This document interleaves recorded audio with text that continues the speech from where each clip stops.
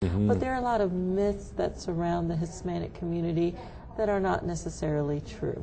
There are a lot of undocumented people here. Yes, that is a fact. Right. However, it's not true that even the undocumented population does not pay into the tax system. They do. There's something that is issued by the federal government that they receive called an ITIN, which is an individual tax identification number. Now, this is something that the federal government is issuing to these persons because they know that they're here in this country as undocumented people. But they are paying into our tax system because a lot of these people that are undocumented are in the process of trying to become legalized U.S. residents or citizens. Good. So in order to show that they want to do the right thing and they want to adhere to our system, they do pay into our tax system. And you can only be issued this number if you have paid your taxes. Tremendous, yes. So that is probably a big myth that a lot of folks aren't aware of. Right, right. So, that is a big myth. And the other myth is that a lot people believe that a lot of the Hispanic community is not interested in education. And that is also another myth. In fact, there's a project here called La Plaza Comunitaria, which is an educational initiative that is sponsored by the Mexican government to give persons who have not had the opportunity to finish with their education in their native language in their native countries, they can come to this La Plaza Comunitaria. The courses are free, and it gives them the opportunity to finish with their education in their native language and also to learn English. Very important. Wow. I've heard someone talk, seen one of our columnists, Min Alexander, write about that. Yes. Heard her talk about it at a dinner. And it is exciting and important to know that folks can actually wrap up their education even here.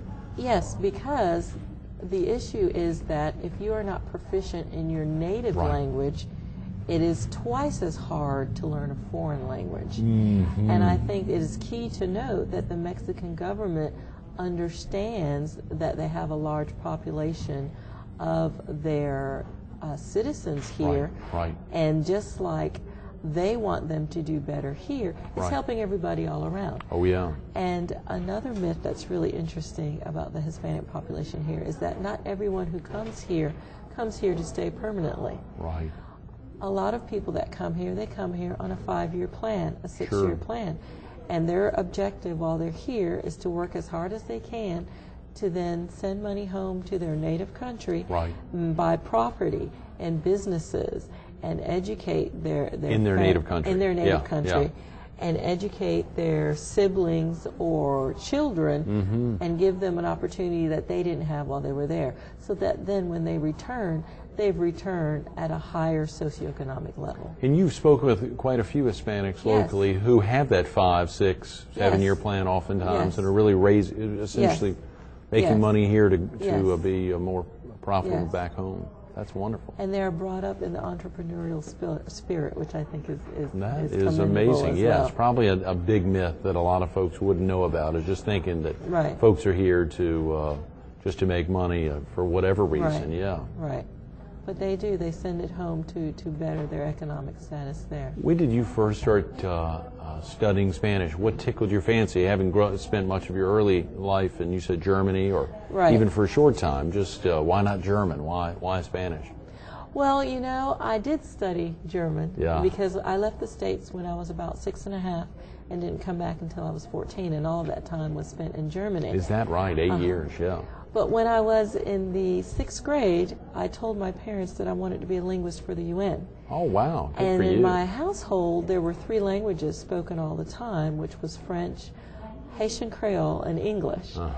And so I always studied French, Spanish, and German when I was in school. And in fact, when I graduated from Sacristy High, I was the only student that was taking French, Spanish, German, and advanced English all at the same time. No. French, Spanish, German, and advanced English in your final year at Sacristy High School. Good for you. So it's just something I've always enjoyed. I've always enjoyed traveling.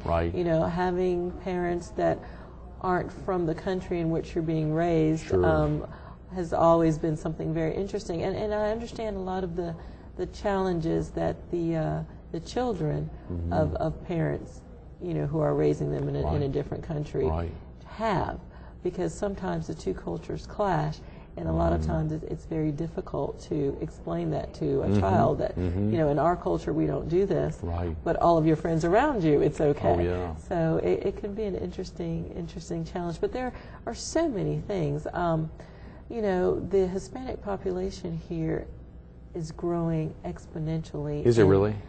In numbers. I saw some of the figures, the fact sheets from South Carolina, from the government there, which they're very substantial, 61.9% growth from 2000 to just 2005. And that is severely underrepresented. And the growth is more like as a rate of 211% a year. Wow. In fact, they predicted that if the growth rate continues at that level, 1 out of 5 households will be Spanish speaking by the year 2010. That's 2 years from now. Is that right? 1 out of 5 in Horry County. Yes. In Horry County alone, Yes. or in South Carolina, principally. Yes. Horry County is a huge county. But Horry County is the 3rd largest population growth-wise of Hispanics in the state of South Carolina. Wow. I In the wonder state what of the South other Carolina. two are. Do you remember? Yeah. Not to I don't put you know on the spot, but they're offhand the other two. But since I live and work in Horry and Georgetown counties, these are the counties that I concentrate on. But Charleston, I know, has a large number. York County, Greenville. So they're substantial numbers. And the Hispanic buying power is at $2.1 million annually. Billion or million? Yeah. I believe it's million. And that is something that really businesses need to think about and consider. Right. Because not only is there a large Hispanic population here, but their spending power is phenomenal. So it would behoove any business to know even minimal Spanish to help better serve the Hispanic clientele. And let me tell you something about the Hispanic culture. They're a very loyal culture. So if they know that Greg has a business and Greg makes the effort, and you may know 5 phrases in Spanish, they're going to say, Greg speaks Spanish. And they're going to send all of their friends to Greg and say, you need to speak to Greg. Greg speaks Spanish. He's made an effort to try and communicate with us. He wants to help us. He wants our business. If you go to any of the car dealers here, the Hispanic population has a good deal of disposable income because they have been raised in their culture to save a good portion of their earnings. So therefore, if they're going to go and buy a car, they can put a sufficient amount down for a down payment. More so than an American, because we don't save 10 to 20% of our income normally. We should, but we don't. Yes.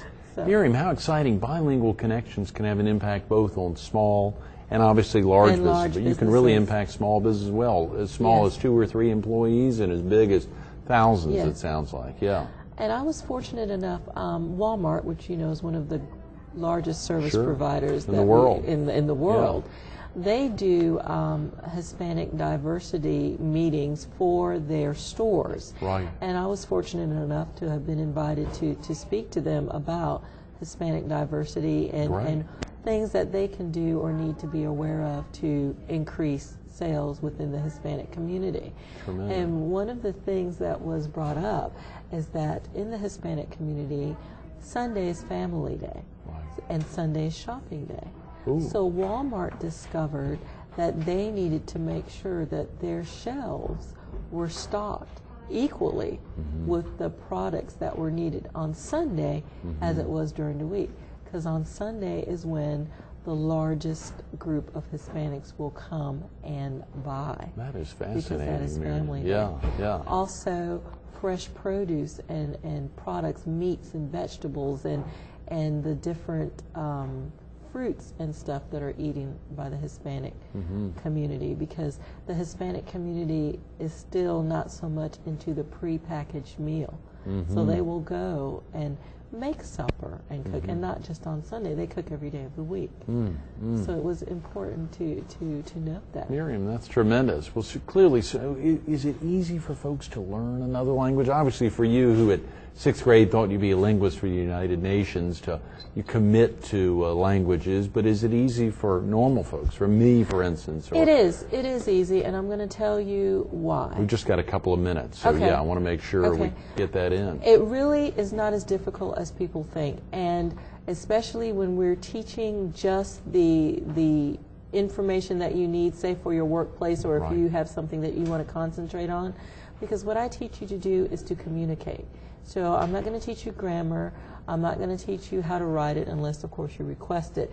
But your main objective is going to be to communicate, to get your point across, to service your customer. And we teach it in bite-sized amounts, and it isn't hard to learn. The reason why adults don't learn as quickly as children is because we put limitations on ourselves. We're like, well, they're not going to understand my accent. They're going to think that I sound silly.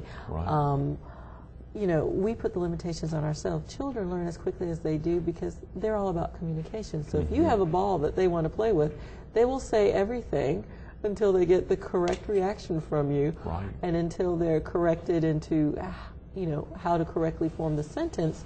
But they are going to communicate, and they're not worried about sounding silly. They're not worried that somebody's going to think that they have a funny accent. They're not worried they're going to say something wrong.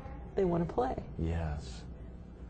So that's why, but it's not difficult at all to learn, and of course it's what you put in it too. Right.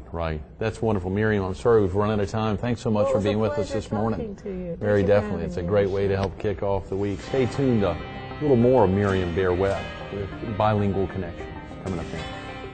Isn't it great just to get down to the basics? How difficult is it to learn another language? You heard Miriam say it. Basically, it's simple. If you have a basic understanding of English, you can get a basic understanding of Spanish. You can probably even get a basic understanding of German or Portuguese or other languages, but you've got to have a basic understanding of your native language. Same thing for Hispanics in our community. If they have a basic understanding of Spanish, they can learn English, and they want to learn English. Just like we want to learn Spanish, they want to learn English. Learn more about Bilingual Connections. Pick up the phone, 843-222-0084, 222-0084. I ran out of time and didn't even get the basic question out there. How easy is it to get started? 222-0084. You know, we love to have a one-of-a-kind guest. Yesterday we had someone talking about The Extraordinary Way, the creator. Later in the week we've got someone talking about bad gangs, but also good gangs. There's a way to make a difference in your community, but merging cultures is a particularly important way. 222-0084. When we think about by the year 2010, 1 out of 7 small businesses will be Hispanic owned. That's a big one. More than $2 billion of buying power in this state alone, and a lot of barriers that the Hispanic community is working to overcome. You can be a part of that. 843-222-0084. Miriam Berouet, thanks so much for being with us this morning. Greg. One of a kind business. Exciting to get you.